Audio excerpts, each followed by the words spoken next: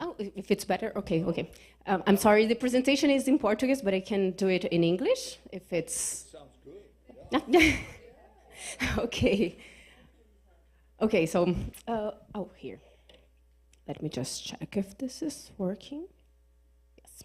Okay, so hi everyone. It's a pleasure to be here talking to you about, I think it's moving. Well, let's see.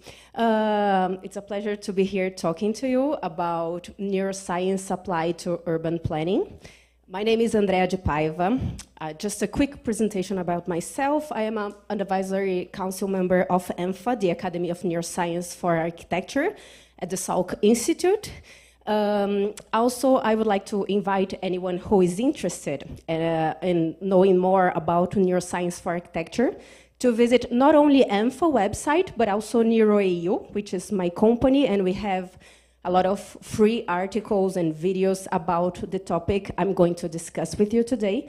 The topic is huge, so I'm going to choose a framework, a small framework to present to you. And I'm also a coordinator at the European Institute of Design, also related to courses in neuroscience applied to architecture and urbanism. Who here has ever heard about this topic before? Just raise your hand so I'm aware. Okay, just a few of you. Okay, so I don't know why it's not appearing here, but there were some buildings here. So the idea of neuroscience applied to urban design is to combine both fields. I think we're all here more familiar with the idea of urban planning, but neuroscience is a science that studies our nervous system, and of course the brain is the most famous part of our nervous system. So the idea is to combine the knowledge that we have now from neuroscience so that we can better understand how the way we're designing can affect people, how our cities and of course also our buildings can affect people, can affect behavior, can affect well-being, can affect our choices, our habits, our physiology, our emotions, our perceptions, and so on. So that's why I said it's a huge topic, and I'm going to choose a framework to present to you. Just a quick note, we use the name neurourbanism, but I don't want you to think that we are going to be just stuck with neuroscience only, because the idea is to understand the whole body, and it's not just the brain or just the nervous system, it's like much more than that. So that's why we have the brain here, but we also have some people, and they don't pay attention too much to the image because some things are missing, I don't know why, to my slide, but the idea is to combine the built environment, our cities, to us as human beings, not just the brain.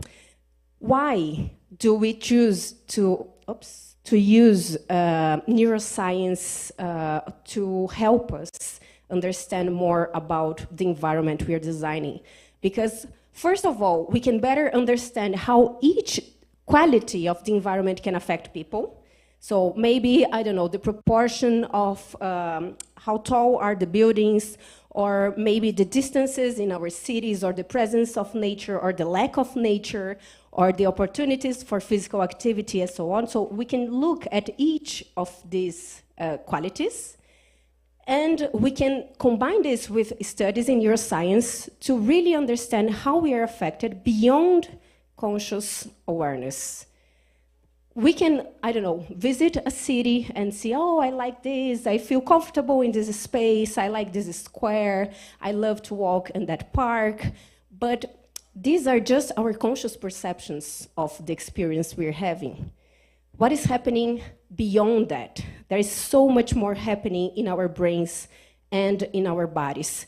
So just that you have an idea, in neuroscience, scientists say, I'm saying scientists because I'm an architect and urban planner, I'm not a scientist, but they say that we are able to perceive consciously less than 1% of everything that is being processed in our brain.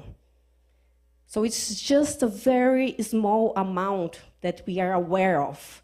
And if we combine technologies like EEG, fMRI, and so on, which are used in neuroscience studies, and if we understand better about the brain, we can increase the amount of knowledge we have. And with that, of course, we use this knowledge to design better spaces for different people. We are not all the same. We share many things, but not everything. So we can understand different publics, like people with different kinds of neurodiversity, aging people, the young ones that are still developing, and so on. So that's the main purpose. Understand and apply. And talking about that and moving on to touch the topic of cities, if we think about the environment where we evolved, we can see that in the scale of evolution, so we're talking about thousands of years or even millions of years if we consider the whole species evolution, we evolved in an environment much more like this than like our cities today. This is kind of obvious, but still it's worth to point that only around 12,000 years ago, we stopped being nomadic, and we started to cultivate land, and we stopped in the same place. Before that, not only we were more in touch with nature, but we were nomadics. We were not stopping. We would move around, and this is very important. And our cities are really recent. Like cities, they start I don't know, they emerged around 6,000 years ago. And of course, the cities, as we know today, they are much more recent. So our brains and bodies, they didn't have the evolutionary time to adapt to what we have today. This is one of the discussions we have in this field of neurourbanism. And taking this approach, what I want you to think about with me is that maybe we have needs in relation to the physical environment that our cities need to help us supply. And if we can better understand these needs, we can offer strategies and qualities to supply this for people. The same way we have needs with what we eat, like we need protein, we need vitamins, maybe we also need things from the environment. And if we don't supply people, just like with our diet, if I stop eating proteins, I will have problems on the long term. Maybe not immediately. I can spend the day-to-day without protein and I'll be fine. But in a month, in a year, in 10 years, what will happen to me? Something will happen. Many things will change. And with the environment, I think it's something similar that sometimes we don't consider. So that's one thing that I want to share with you today. We can name many necessities we have as human beings in relation to the environment. But here, I will focus at least in one, but I will try, if I have time, to talk about just 3 of them, the 3 on the top. So I will start with opportunities for physical activity. Then we will, if we have time, move on to nature and access to natural light and darkness. Talking about physical activity, this image is from a subway station, Vila Madalena, here in São Paulo. And I think it says a lot without words. Like everyone taking the escalators, no one taking the staircase. This is how we live today. We are very, very sedentary. We can see this news from BBC saying that inactivity is killing as many as smoking. We talk a lot about smoking. We don't talk that much about physical inactivity. The World Health Organization also brings a lot of data about the effects of physical inactivity, so the negative effects in our bodies, and also the positive effects if we are more active. And I don't know if it's possible for you to see here in red, but 55% of adults and around 75% of adolescents, they don't fulfill the guidelines from, related to physical activity from the World Health Organization. So it's a huge number, and the next generations, they are doing even worse than we are. So it's something for us to pay attention. And why is that connected to cities? Because through city design, we can help people change that. We can help changing habits, and we can help to stimulate people to move around more. How so? And just before that, just before I answer my question, here we have an image of a brain, and we can see how the brain is connected to the entire body. So it's not just something in our head, isolated.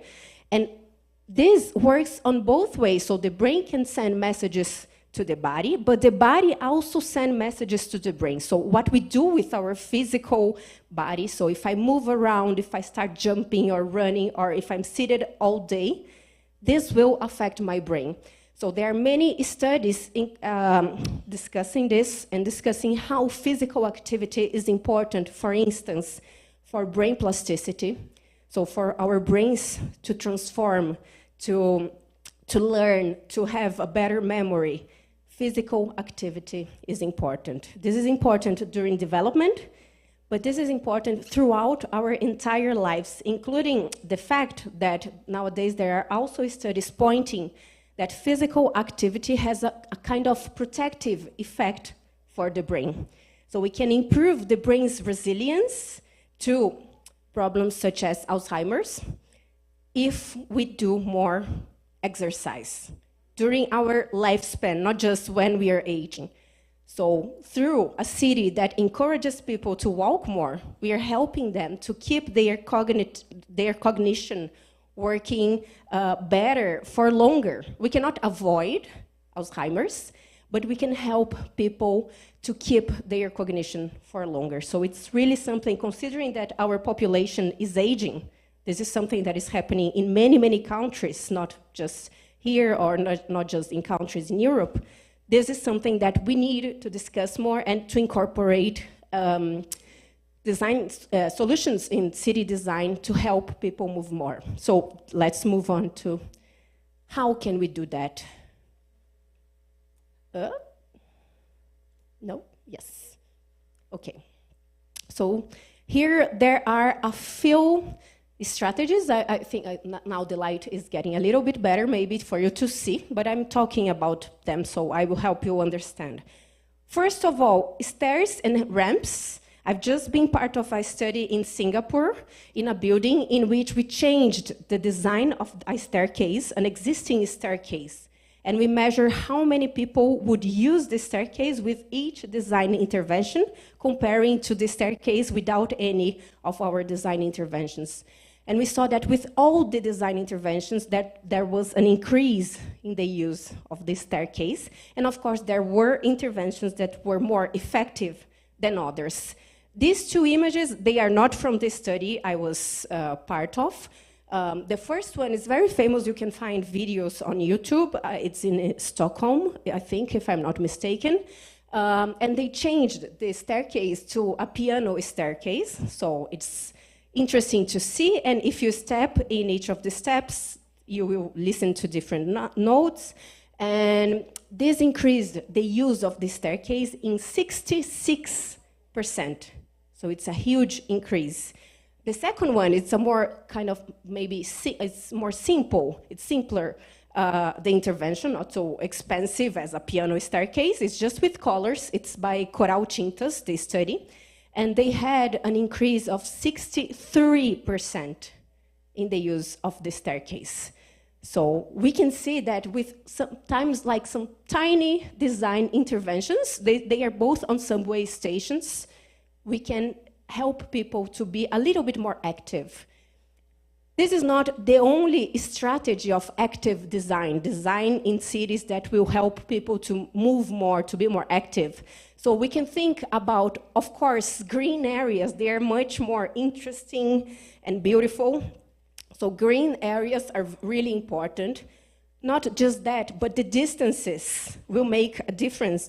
So if the supermarket is too distant from my home, I'll take the bus or my car. I won't go walking.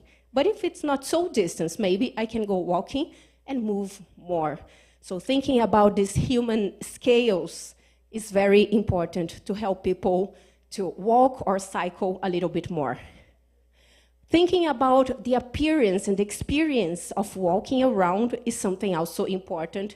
So if you have a nice path to walk around with shadows and places to stop, like parklets where you can rest a little bit, recover, and then keep walking, this will also encourage people.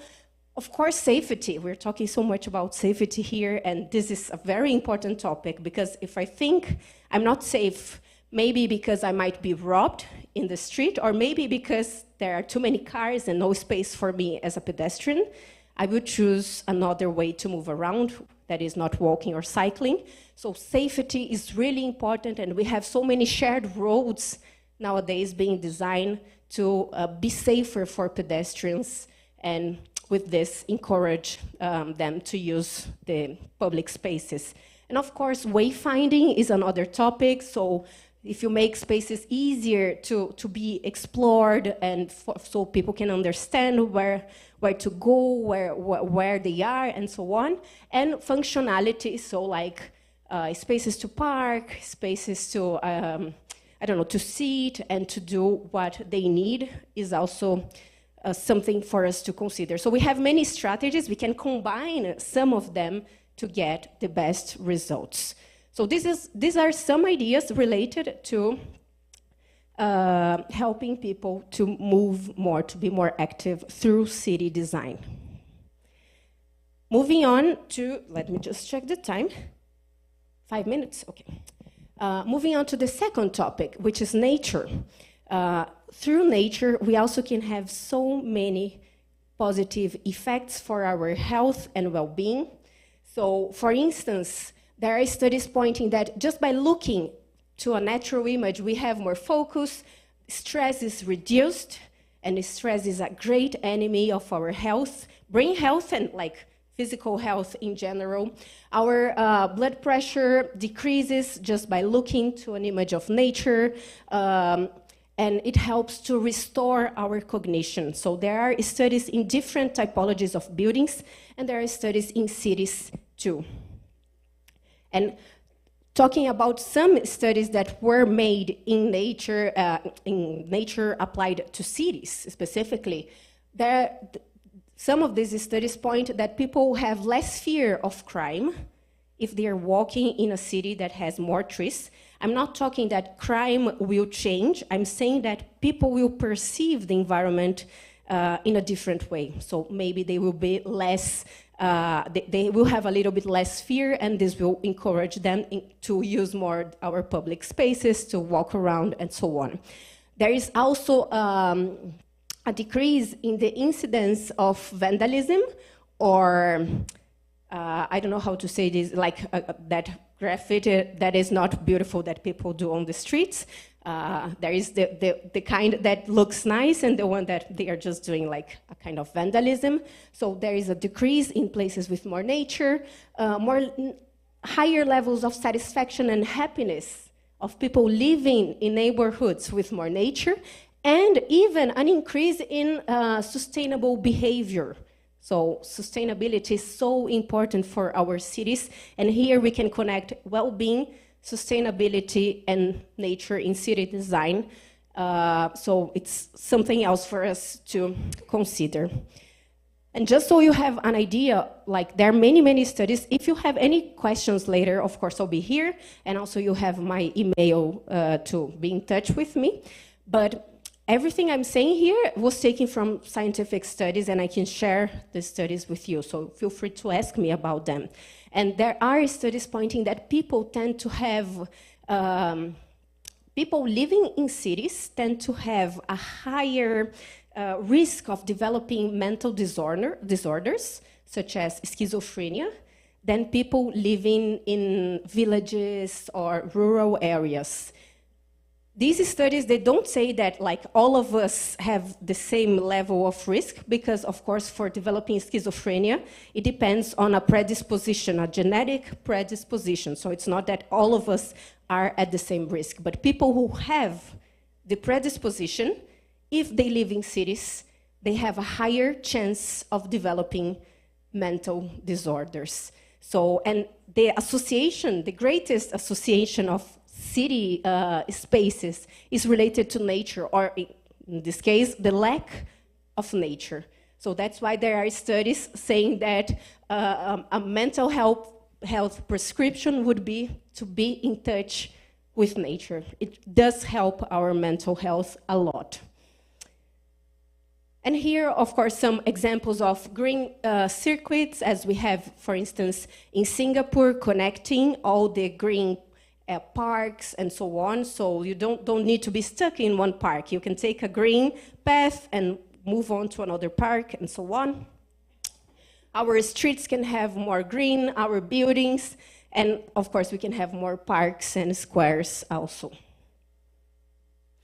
I think I won't talk about lighting so that I can finish in time, but just one thing to point is that natural light is something that we really, really need from the environment. It's kind of obvious, and we think it's there in the city all the time, but if we don't control how tall are our buildings, this is something that can easily be lost. And our biological clock is synchronized with especially natural light. Of course, artificial light can also influence it, but we need natural light for synchronizing our bodies and our physiology with the environment.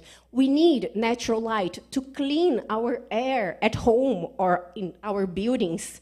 So it's really important for indoor air that we have natural light coming in the buildings. It's important for cognition and learning. Children in classrooms with more natural light, they learn better and they memorize more information. It's important for vitamin D, for our vision, for our mood, and it helps us to avoid depression. It doesn't avoid, but it decreases the risk of depression if we have access to natural light. And then we see things like this. This is from a picture I took in Higienópolis, an area here in São Paulo. So you buy this building, and then 10 years later, they decide to build another one. And your room that had a lot of sun coming in suddenly doesn't have anymore, and it's like forever. So you lost something that was your right, and not just a right, a need. We need natural light from the environment. In New York, they are like mapping the shadows, and they see that this is a problem for vegetation. So the Central Park, the trees are suffering because of the too many shadows that they have there. And of course, we, as human beings, we suffer too. And also, it's a right that we have is to access to darkness. So we have a lack of natural light during the day in our cities, and we also have a lack of darkness at night. This is a problem for the nature surrounding the city, of plants and animals, and this is a problem for us because this doesn't allow us to synchronize with the environment. And just the last slide is I just wanted to give you, to leave you with a message of prevention, city spaces as spaces for preventing problems, health problems, or problems related to the lack of well-being. Here we can see a map of a share of population with mental health and substance use disorders. It's from 2016, but we can see it's all red, not just here, everywhere. So we need to discuss more strategies of how environments can help us with that. And I leave here my contacts, so feel free to add our Instagram. We post a lot of content there, and also my email if you have any questions, or if you want to see some free articles we have in our website.